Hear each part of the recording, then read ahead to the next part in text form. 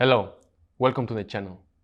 Today we have another great opportunity to interview another good friend of mine that also just got a job in Facebook. His name is Jit. So bro, how you doing, bro? I'm good. How are you, man? That's great, man. So just got a good job in Facebook, right? Yeah. That's amazing, man. Congratulations. Thank you. Yeah. So we are really interested to know what are the steps that you did about it. Like, how do you prepare yourself at school? Mhm. Yeah, for sure. So my name is Jeet, as you already mentioned. I graduated from UTA as well, with a computer science degree recently. And there is a lot of process that goes into getting one of these big tech company offers. For the most part, I didn't really know that I was gonna shoot for the big tech companies until recently. Um, I wanted to do computer science since high school, and I did take a computer science class in high school. And then when I came into college, I had a little bit of a head start, but it wasn't significant.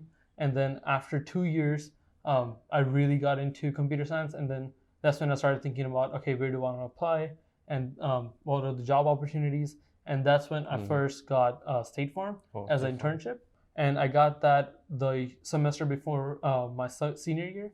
And then throughout that fall, after my summer that I had the internships, I focused on doing basically preparing for coding interviews. But then I met William, the other good friend of yours, and that's how I really got into this field, is through him.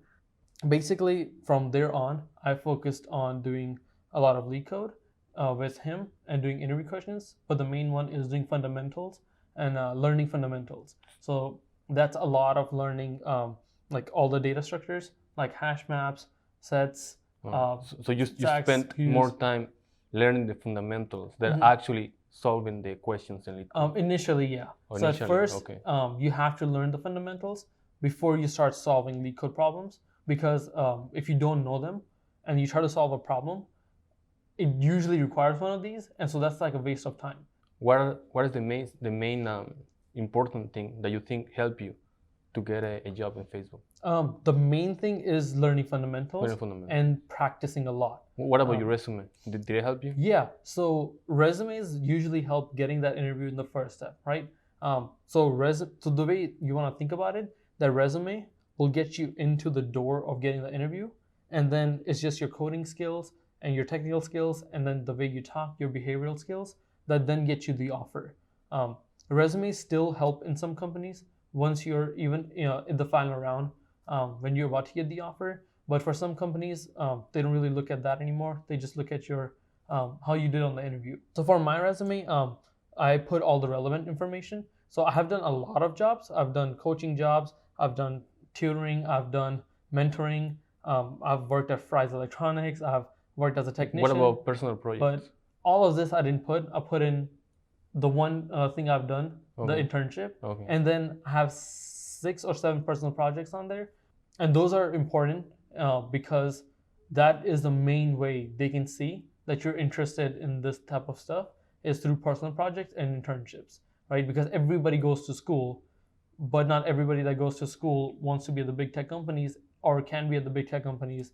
So the main thing is people who do these kind of extracurricular stuff are the ones who get to that position. You really want your resume to look like something that you would hire if you were at a big company, right? And so you want good technology on there. You want typically several projects or work experiences. And then the way you get all of this is by doing it, right? So you can't just make stuff up, but you have to do this. And the way you do it is, best way is hackathons. I have like 2 hackathon projects on there. I've done 5 hackathons in 1 year. And then also, just if there's something you're interested in, like for me, I'm really interested in machine learning and AI. And so I just, like, if I had time during summer, I would just work on that. Or I had time during school year on the side, like a couple hours a week, I would be working on like a personal projects. And it's really important to do something you like, because then you'll keep doing it and you'll actually make a finished product that's good. And the recruiters see that when you're talking to them. Exactly, like you actually enjoy doing this. That's why you spend your free time doing it. So you don't have to say that, but you can tell when somebody's interested in something they did, right? Because they will know everything about it. They'll be excited when they say it. And so if you take interest in something, it will just naturally come out. and you'll have that confidence in you as well when you're explaining Okay. that during the interview. All right. So you had an internship in State Farm, Yes. and later did you apply to other companies that also gave you an offer? So the way I did it, when I had the internship at State Farm, for that summer, I only applied to State Farm, and I got in, and I didn't apply anywhere else for an internship. But then after that, for full time, I applied at, I probably applied for like 15 places. I heard back from, I think, 4 or 5, 5 or 6 that I actually interviewed through. And those were before Facebook.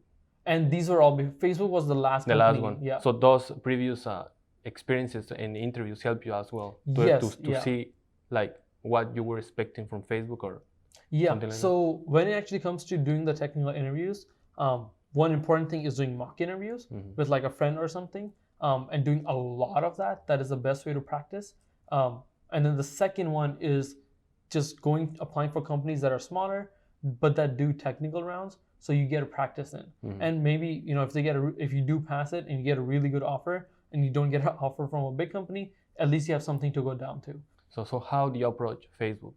So I didn't approach Facebook in any specific way. I approached it the same way I did with all the big companies, which is doing a lot of lead code practice, doing a lot of mock interviews with my friends, and learning the fundamentals and making sure I know how to solve these type of problems. And when applying, do you apply as the normal way? You send in the resume to the website? Oh yeah. Or how you So did it? for Facebook, actually, I met a recruiter at UTA that came, and so later on, I messaged him on LinkedIn, and that's how I got the first round. I sent him a resume and told him that I was interested. Do you think that was something important? To have the That is opportunity? very important if you're able to talk to a recruiter. Okay. So for Google, my interview, I did. Oh, you also interviewed in Google? Yeah, I also interviewed for Google, and for Google, I didn't meet anybody. I just had my resume. I just uploaded it, and I got picked. But it really depends on the company, right? So it's a lot harder on big tech companies to get in if you don't have a strong resume without talking to a recruiter. But if you do talk to a recruiter and you have a weak resume, you're still not gonna get the interview, right? It doesn't guarantee it, but you have a much better chance. And if you don't have a good resume, the recruiter might even tell you that this is what you need to improve on. So how was the first round in the interview process? Yeah, so the first round for me, they gave me a phone screen. The phone screen is basically we were talking through on a phone, and we have a computer set up, and they use a software. I forgot the name of it, but that software basically allows, it's like Google Docs, where you can see what the other person is typing, except this it's more designed for coding. Did you have any strategy beforehand, like how to approach it? There's not. So the strategy is just the things you learn from doing the interviews, the mock interviews. Do you solve all of them correctly? Yes. So for me, there was one question that she designed it, but I solved it in 35 minutes. So I had 10 minutes left over. So she just gave me a second one that I got like the algorithm and stuff for. Or you also coded for the second one? I didn't code the second one. I just did the algorithm. I started coding it, but I didn't finish the code. But that was okay because that was just an extra because I finished it in 35. Did she give you any feedback once you were done? No. So they don't give you feedback right then and there. Okay. But I heard back in an hour and a half. Facebook tends to be kind of fast with their recruiting process, and so after an hour and a half, I passed right away. Yeah. Oh, okay. So how was the second? So the second step, one, yeah. I had an on-site, so they flew me out to their headquarters in Menlo Park, California, and they basically have like a university day where basically all the people interviewing from university, the new grads, you're with them, and then you do other activities, and then you also do the interviews. So for this round, they have 3 45-minute interviews, with 2 being technical and 1 being technical and behavioral. And they were harder than the first ones? I think they were similar in difficulty of the problem. But it depends on the person. If you feel more comfortable like me to do the interview in person, where you can talk to the person, like they're right there in front of you, I feel more comfortable doing that interview. So for me, it's a little bit better. But also it depends on the interviewer you get. right? So some interviewers pick harder questions, some interviewers pick easier questions. Mm. The main thing they're looking for is whether you know the fundamentals, whether you can think fast, drive to a solution for a problem really fast. Those are the main things they're looking for. They don't care if you finish the problem or not, as much as they care whether you have the good mentality and the proper background knowledge. Mm. So in your case, you never got stuck in any of the problems? So I The had. thing is, I would like to know how you approach Mhm. when you are stuck in a problem, you don't know what to do.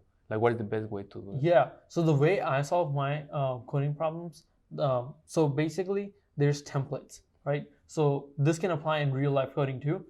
When you have a specific type of problem you're trying to solve, there's typically a type of template you can apply to find the solution for it.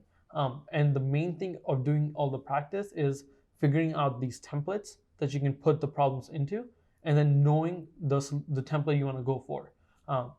And so once you figure that out, then when you have the problem, then you just go through the templates, right? So if you're stuck, you don't know where to go, you just try different templates and templates are just approaches. And you try those patterns, those templates, whatever you call them, and which if they help or not. And if you can't come up with it, then you just ask for a hint. That's okay. It's very company dependent, but for most companies, they don't care if you like ask for a hint, but that should be your last resort. You should try to come up with it your own. That is the best way to do it. Okay. But the worst thing is if you're just stuck for 10 minutes and you don't do anything. You never want to do that. No. Main thing is you want to constantly talk. You want to tell them what you're thinking. Like, so even if you don't know, just still keep talking. You're still about talking because Okay. because I mean this is the best way to interview, because they want to see how you think, and if you have the right way to think, you keep talking. That alone gets you a lot of good points, I guess, for getting the offer, because you have the proper mentality. You know how to get to the problem. It's just sometimes you're not able to drive the problem, right? It just happens. Some problems are just harder, or you're just having an off day or something. But as long as you have the proper mentality, they will be able to see it, right? And so it's very important to keep talking, and it's very important to tell them what you're thinking. So are there any last tips that you can share with us about getting a job? Yeah. So main thing is have a good resume. Good resume, And if you can see on the screen, this is what my resume looks like.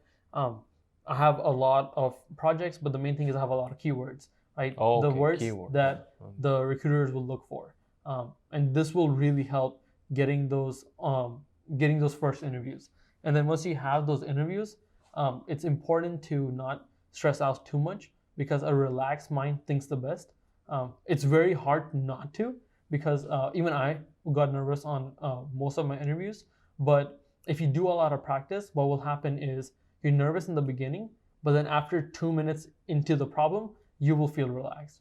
And that doesn't work for everyone, but I think it can work for most people by just doing a lot of mock interviews. And that's my main tip, is having a group of friends, or having at least 1 or 2 friends that also want to go to big tech companies, and just doing mock interviews and practices with them, because that is the best way to learn. And more specific tips for learning is, on LeetCode, there's a lot of problems. Start with easy. Once you can do easies in like 15 minutes, 15 to 20 minutes, then go on to mediums. Once you can get the medium solution in 5 minutes, then I think you're pretty set. So you want to be able to get the solution for the medium problems in 5 minutes, take 10 minutes to code it out, and then 5 minutes to make sure everything is correct. You want to be able to solve a medium problem in 20 to 25 minutes, kind of consistently. You don't want to take a full 45 minutes for a medium problem, unless it's one of those really difficult ones. But in general, you want to be able to solve them 20 to 25 minutes. Okay. So now, then, once you get the offer, did you counter offer the salary? Yeah, so I did negotiate. But sometimes people is afraid of asking for more money, though. You should not be. There's a lot of cost that goes into hiring somebody, and the company has already spent this much money on you, and through the interview process, they've determined that you're good enough to be in the company, so they will not turn down your offer, right? Unless you start talking rudely, or you just start showing signs that you're not fit for the culture. So you don't lose anything just by asking for more. Yeah. So just ask them like, hey, I feel like I did good on the interview and stuff. Is there can we negotiate up the offer? And most of the times recruiter will let you know either yeah, I can negotiate it, or just let me see, or they'll just tell them, no, this is our company policy, is just this is what we offer, and they're never gonna renegade your offer. Okay, well, that's great. Yeah. All right. So thank you for coming doing the interview with me today, bro. Of course. Yeah. Thanks for having me. Yeah, right. And thank you, guys. And so if you have any questions, please leave it in the comments. And don't forget to subscribe and like the video if you found this information useful for you. All right. See you later. Thank you.